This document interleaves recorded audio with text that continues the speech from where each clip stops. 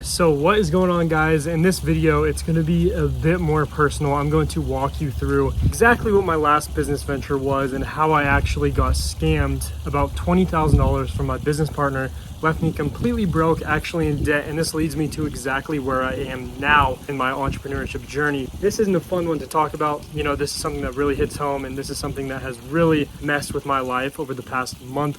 This is brand new. I think everything happens for a reason, and I think this is segueing me directly into the AI automation agency space, and I think this is where the real opportunity is. So I'm very, very grateful I've gone through this experience, but I just want to show you guys being an entrepreneur is not an easy thing, and people say, you know, you have to fail and fail and fail, and you'll learn lessons from it, and you just got to keep growing. It really is true, and it's not a fun thing to go through. A lot of you guys that are watching my channel are a lot younger than me.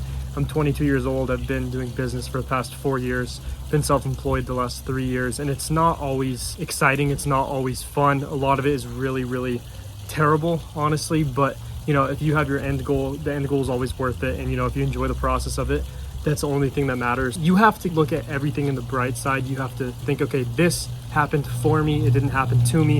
And that's exactly what I think happened with this instance with my ex-business partner, and how I technically lost $20,000 and I'm in debt $5,000. Basically, in my previous business, I was in the sports card industry. I had a sports card middleman service.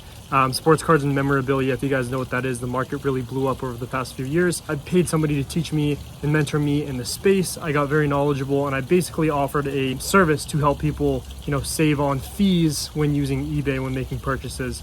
I'd also offered grading submissions. I'd evaluate cards, I'd send them off to grade, and I also offer consignment. I was a complete middleman service.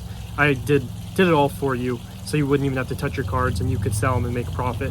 This was one of my previous businesses, and as I was growing, I was extremely busy. And so I had a friend of mine say, hey, you need to hire a virtual assistant. So that's what I did. I hired a virtual assistant for $5 an hour. He basically managed all my back end tracking, all my back office work, so I could focus on the core of my business and where I really provided value to my clients.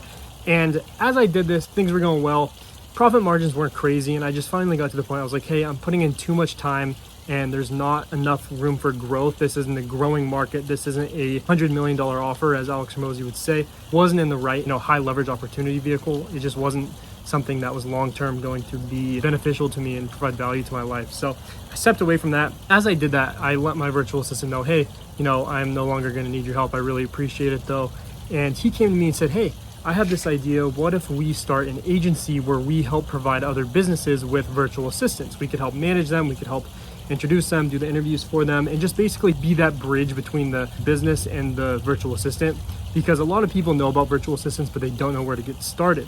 And so I saw an opportunity for this, and this opportunity came to me about 6 months ago. Dove right into it. I basically created a LinkedIn profile, started doing outreach. And the deal I had with my business partner was I would handle the sales and the marketing. I'd bring in clients because that's what I'm good with, and he would handle the back end. You know, he'd do the ongoing support. He would handle all of the operational tasks. He was the operations manager. I was the CMO. I was doing all the marketing stuff and getting on these sales calls and bringing in the clients. So that's a deal I had with him. It was going really well. We signed a few big clients. We had one client where we were making $1,000 a month. We had another client where we hired 4 virtual assistants for them, and we were making about $3,000 to $4,000 profit a month from them as well. How this worked is I would get the payment from the client, I would send it to my business partner, and then he would disperse those funds to our virtual assistants in the Philippines. As things were going on, things just weren't adding up. I had a feeling that maybe he was stealing, but I just, you know, my kind human instincts, I guess,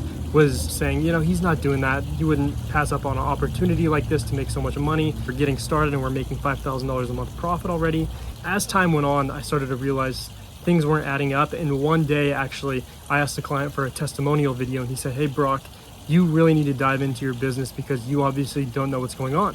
And so I asked him, I was like, what do you mean? And he was like, Clark has not paid our employees for the past month and a half. And my heart sunk. I was like, I know exactly what it is that he is doing. And it turned out, you know, my fear came true, that he was actually skimming from the business, stealing from me, wasn't actually paying the employees as much as I thought he was.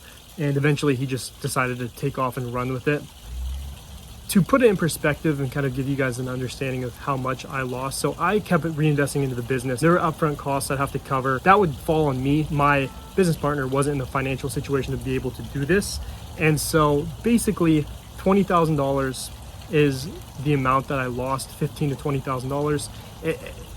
It's hard for me to get into the details, but basically I paid my business partner a full month and a half's worth of payroll for the following month, and he basically took it all for himself. So not only did I lose those funds, but I also had to go ahead and fork out another lump sum of money to these virtual assistants for that next month. And this really put me in a bad situation.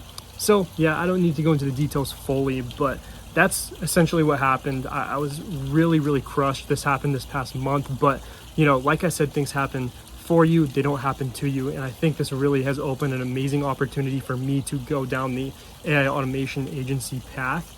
And one thing you got to realize about business and entrepreneurship is things are going to happen, and it's just about you being able to tread those waters, even if it's very uncomfortable and you think it can't get any worse. When you're at rock bottom, you're in an advantageous spot because you have nothing to lose. You could take the risks that you need to. That's where I'm feeling right now in my journey. I hope you guys get value from this story, and I hope this doesn't scare you away from entrepreneurship, because it's an amazing thing, but it's not always fun. It's not always pretty.